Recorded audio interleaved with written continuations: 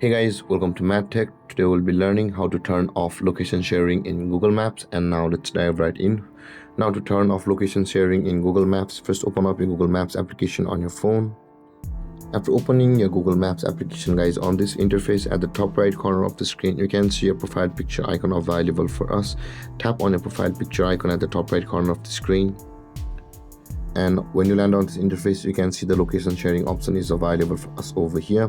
Tap on location sharing, and over here, guys, to whomever you had shared your location in the past from your Google Maps, it will be like this. I had shared my location to a person via Google Maps link, and over here at the bottom of the screen you can see here it says sharing via link. Now in order to turn it off, tap on it and this kind of interface will appear. Now on this interface at the bottom right corner of the screen, you can see the stop button available for us. Tap on stop, and then your location sharing on your Google Maps would be turned off.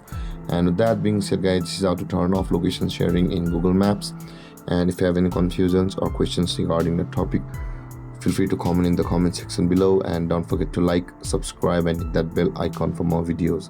Thank you for watching, guys. Peace.